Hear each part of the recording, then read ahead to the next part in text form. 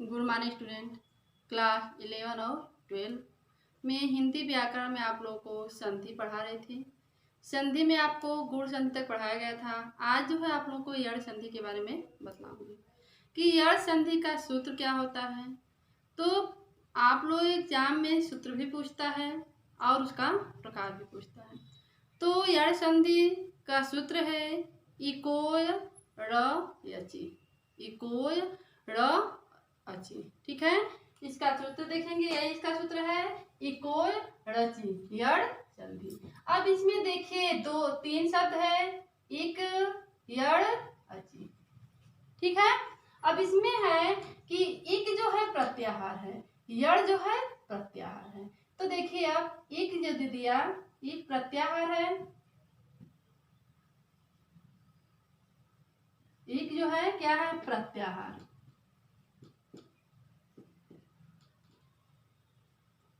तो एक प्रत्याहार में कौन कौन से शब्द आते हैं इसको हम देखेंगे। तो एक प्रत्याहार में आता है ई उ री ली। ई उ री ली। एक प्रत्याहार में क्या आता है आपका ई उ री और ली। यह जो है एक प्रत्याहार में आता है। यड़ प्रत्याहार में क्या आता है, यड़ प्रत्याहार में आता है य व र ल। अब देखिए एक प्रत्याहार में सभी शब्द आते हैं।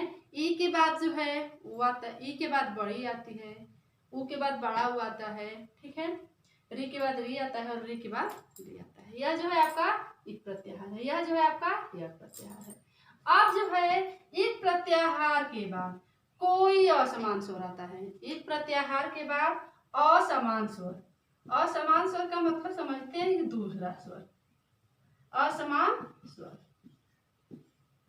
ठीक है, एक प्रत्याहार के बाद जो है असमान स्वर आता है। अब असमान स्वर में जैसे हो गया अ आ, छोटी बड़ी, छोटा बड़ा, री ए आई ओ आ। अब देखिए दिया है कि एक प्रत्याहार ई उ री री, मतलब यदि हरस या दीर्घ, हरस मतलब छोटा, दीर्घ मतलब बड़ा, तो ई के बाद क्या आ जाए बड़ी, छोटा के बाद बड़ा। ठीक है, तो यदि हरस या दीर्घ ई उ री री के बाद कोई असमान स्वर आता है, कोई असमान स्वर मतलब दे दिया कि ई के बाद अ आ गया, उ के बाद ई आ गया। ठीक है, री के बाद ए आ गया, चाहे ई के बाद आई आ गया, चाहे उ के बाद ओ आ गया, मतलब ई के बाद ई नहीं आएगा, उ के बाद उ नहीं आना चाहिए, री के बाद री नहीं आना चाहिए और ली के बाद री नहीं आना चाहिए। कोई दूसरा स्वर आना चाहिए, स्वर ही आए लेकिन दूसरा स्वर आए। जैसे दे दिया, मान लीजिए कि ई के बाद क्या आ गया आपका ए आ गया, उ के बाद क्या आ गया आपका ओ आ गया। ठीक है, तो ऐसे ही कोई असमान स्वर आए। ठीक है, तो कोई असमान स्वर आए तो उसके स्थान पे ई के स्थान पे क्या हो जाएगा य हो जाएगा, उ के स्थान पर व, री के स्थान पर र और री के स्थान पर ल हो जाता। अभी प्रत्याहार तो आप समझेंगे तभी आएगा कि एक प्रत्याहार में जो है ई उ री के बाद कोई भी असमान स्वर, जैसे अ आ, छोटी बड़ी, छोटा बड़ा, री ए आई ओ औ, कोई भी असमान स्वर आता है तो ई के स्थान पर य, उ के स्थान पर व, री के स्थान पर र और री के स्थान पर ल हो जाता। ठीक है बच्चों, तो आपको तो समझ में आ गया होगा कि इको ड़यचि जो यड़ संधि का सूत्र है उसी पर यह परिभाषा है। तो यड़ संधि का सूत्र क्या है इकोय ड़चि। अब इक जो है प्रत्याहार है, यड़ जो है प्रत्याहार है। तो इक में ई उ री आते हैं, यड़ में य व र ल आते हैं। तो ई उ री के बाद ड़यचि मतलब होता है असमान स्वर। कोई भी असमान स्वर आता है तो ई के स्थान पर य, उ के स्थान पर व, री के स्थान पर र और री के स्थान पर ल हो जाता। ठीक है। अब जैसे मान लीजिए इसको समझने के लिए देता है कि जिसमें भी यह संधि में दिया है कि शब्द में य व र ल से पहले, य व र ल से पहले, ठीक है, पहले आधा शब्दों या आधा शब्द आए तो वह कौन संधि है? य संधि है। मतलब मान लीजिए जैसे दे दिया, य दे दिया, व दे दिया, र दे दिया और ल दे दिया, तो इससे पहले मान लीजिए त आ गया, ठीक है, प आ गया, व आ गया, ठीक है, या य आ गया, या तो ही आ गया, तो य व र ल से पहले अगर आधा शब्द आते हैं तो वह कौन सा संधि है? य संधि है। उदाहरण जो देता है, जैसे मान ये दिया है कि य व र ल से पहले अगर आधा शब्द आते हैं तो वह आपका य संधि। ये समझने के लिए है कि आधा शब्द, जैसे मान लीजिए दे दिया कि प्रत्येकम, ठीक है, ये प्रत्येकम हो गया। फिर दे दिया स्वागतम, ठीक है, अब फिर दे दिया देव्य, देव्य अर्पण, देव्य अर्पण, देव्य अर्पणम, ठीक है। तो यह क्या है? आधा तो है, वह क्या गया? आधा सो है, यह क्या गया? वह है, ठीक है। जिसमें भी य व र ल के आगे आधा शब्द है तो वह क्या है आपका? य संधि। समझने के लिए है आपका कि जिसमें भी आधे शब्द य और ल के आगे आधे शब्द आते हैं तो वह आपका य संधि है। अब इसमें इसकी हम परिभाषा देखेंगे।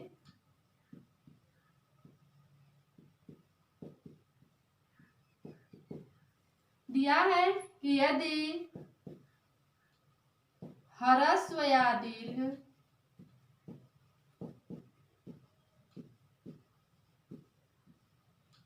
ई, उ, री और री के बाद असमान स्वर, ठीक है, यदि ह्रस्व या दीर्घ ई, उ, री के बाद असमान स्वर, ठीक है, असमान स्वर आए, असमान स्वर आए,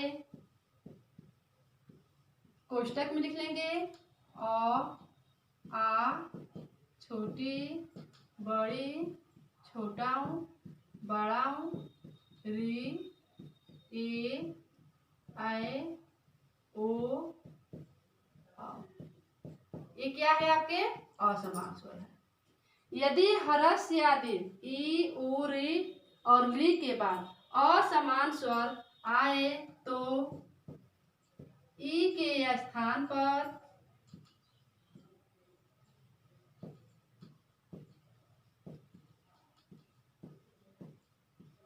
या उ के स्थान पर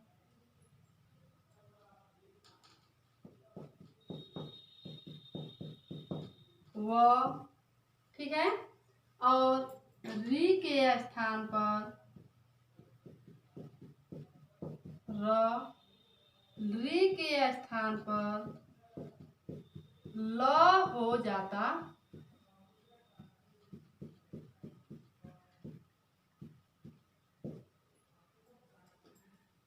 ठीक है बच्चों, यदि ह्रस्व या दीर्घ ई, उ, री के बाद कोई भी असमान स्वर आता है तो असमान का स्वर मतलब होता है कि ई के बाद अ आ जाए, उ के बाद ई आ जाए, ठीक है, री के बाद ए आ जाए तो क्या है? वह असमान स्वर है। आता है तो ई के स्थान पर य हो जाता है, उ के स्थान पर व हो जाता है, री के स्थान पर र हो जाता है और री के स्थान पर ल हो जाता है। यह तो इसमें है। अब इसका हम एग्जाम्पल देखेंगे। दिया है उदाहरण,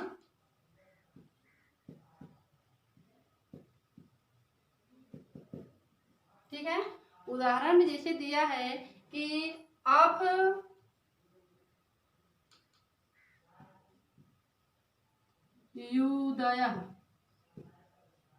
अब देखिए आपको एक ये भी बतलाया गया था जिसमें भी य व र ल के आगे अगर आधे शब्द आते हैं तो वह आपका यण संधि। ये आपको ध्यान देना है कि जिसमें भी य व र ल के आगे आधे शब्द आते हैं तो वह आपका क्या है, यण संधि है। अब जैसे दिया है कि अभ्युदय, ठीक है, अभ्युदय, तो इसका संधि विच्छेद हम कैसे करेंगे, उ दे दिया है, हाँ, तो य दिया है ना, ये तो छोटा उ हो गया, तो आप इसमें देखेंगे कि हम एक तरफ इसको कर दिए, छोटा उ ये अलग हो गया आपका, हो गया ना। अब यह बच गया, तो मैं आपको बतलाया कि ई के स्थान पर क्या हो जाता है, यह हो जाता है। तो पहले इसमें क्या है, यह दिया हुआ है, तो अब यह के स्थान पे क्या हो जाएगा, ई हो जाएगा, यह के स्थान पे क्या हो जाएगा, ई हो जाएगा। तो यहाँ पे हम क्या कर देंगे, अभी प्लस उदय। समझ में आया आपको कि छोटा उ का है तो छोटा उ को हम कर देंगे क्योंकि असमान स्वर आना चाहिए। अब इसमें जो है यह बचा, तो यह के स्थान पे क्या हो गया आपका, ई हो गया, तो अभी प्लस उदय बराबर ई प्लस उ बराबर ई के स्थान पे क्या हो जाएगा, यह। ठीक है बच्चों, अब देखिए दिया है प्रत्युकार, ये भी वैसे ही है, ठीक है। अब देखिए दिया है उ, तो उ का र,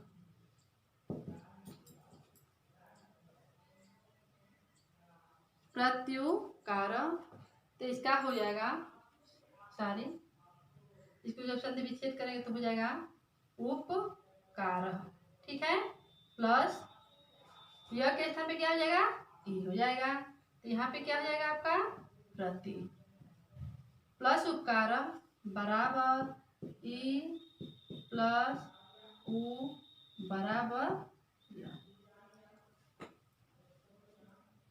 ठीक है। अब देखिए आपको व, ये दो उदाहरण बता दिए यह का आपका, ठीक है।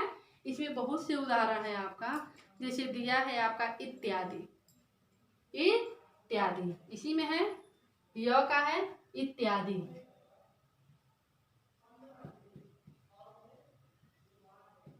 ठीक है। तो यह के स्थान पे क्या हो जाएगा, ई, इति प्लस आदि बराबर ई प्लस आ बराबर, ठीक है। अब आप देखेंगे दिया है कि व, दूसरा दिया है क्या है आपका ये व, इसका उदाहरण देखेंगे आप, इसमें दिया है कि मधवरी, मधवरी, मधवरी दिया है, मधवरी,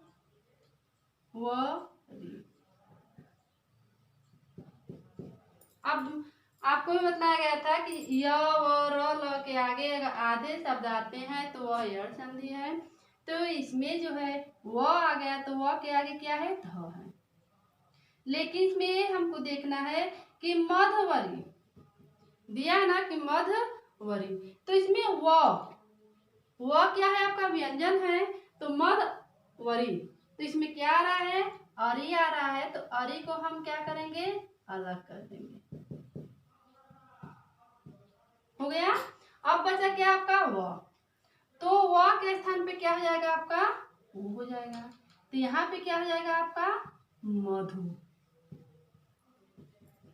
यहाँ पे क्या आपका हो जाएगा मधु प्लस अरे।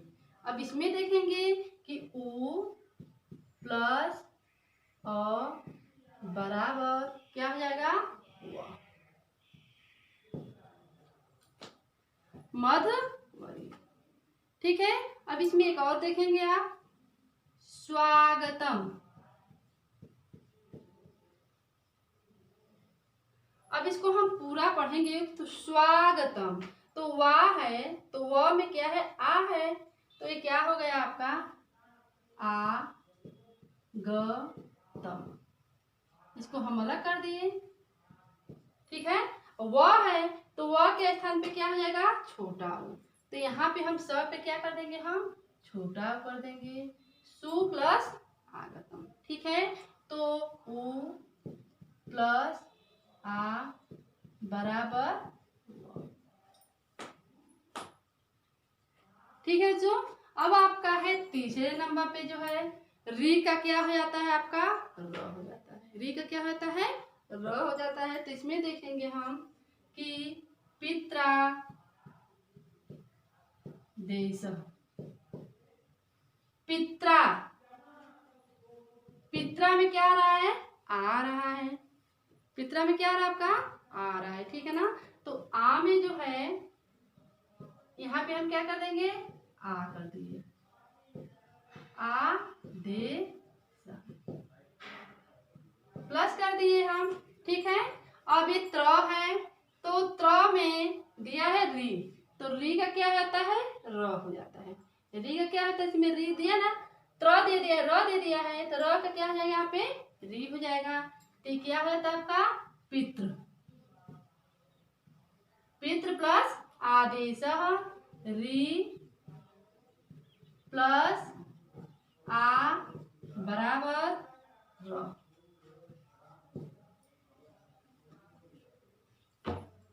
क्या हो गया आपका, पित्रादेश। इसी तरह दे दिया है पित्राज्ञा,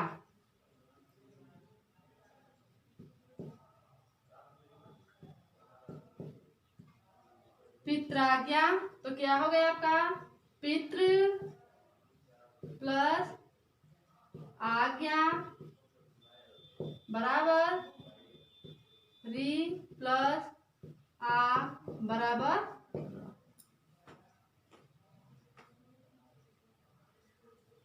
ये हो गया आपका। अब देखेंगे री का क्या होता है, ल हो जाता है। री का क्या होता है बच्चों, ल हो जाता है। तो इसमें दे दिया है कि ला कृति बराबर ला कृति, कृ दिया है, आधा दिया है ना इसमें, तो ला कृति का क्या हो जाएगा, ला कृति, ला कृति। तो इसमें आ रहा है ना, तो इसको हम क्या करेंगे, आ कर देंगे, आ कृति। ठीक है, अभी क्या है, री है, क्री है ना, क्री, तो क्री का क्या हो जाएगा आपका, ल हो जाएगा। तो ल दिया है पर, तो ल का क्या हो जाएगा, री हो जाएगा। तो प्लस क्या हो जाएगा इसका, री प्लस कृति। ठीक है, इसमें दे दिया आपका, कृति का दे दिया आपका कि री प्लस आ क्या हो जाएगा आपका, री प्लस आ बराबर ल। समझ में आ ही गया होगा। यह संधि का सूत्र है इको रचि। इको मतलब होता है प्रत्याहार, ई उ री री। य का होता है य व र ल। इसके बाद कोई असमान स्वर आता है तो इसके स्थान पर ई हो जाता है, उ के स्थान पर व हो जाता है, री के स्थान पर र हो जाता है और री के स्थान पर ल हो जाता है। समझने के लिए एक और शब्द है कि यदि किसी शब्द में, ठीक है, या शब्द के पहले य व र ल, मतलब दिया है कि शब्द में य व र ल से पहले आधे शब्द आते हैं तो वह कौन सी संधि है, यह संधि है। अब देखिए जितना हम उदाहरण दी हूँ सब में आधे शब्द आए हैं। अब देखिए लाकृति आया है ना, अभ्युदय, मधुवरी, स्वागतम, प्रत्युकार, पित्रादेश इत्यादि सब में क्या है आपका, आधे हैं। अब एक आता है कि यद्यपि, तो इसमें भी है, दिया है दो शब्द है, यद्यपि में ऐसे भी हम लिखते हैं और ऐसे भी लिखते हैं और फिर ऐसे भी लिखते हैं। ठीक है, अध्यपि, यद्यपि में, सॉरी, ये अध्यपी में है, ऐसे भी हम लिखते हैं। ठीक है, तो इसमें जैसे रहता है ई है ना, तो इसका क्या हो जाता है कि यदि प्लस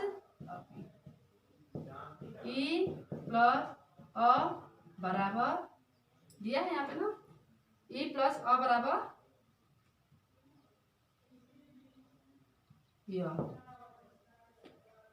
ये है। आज की वीडियो में है तब, थैंक यू।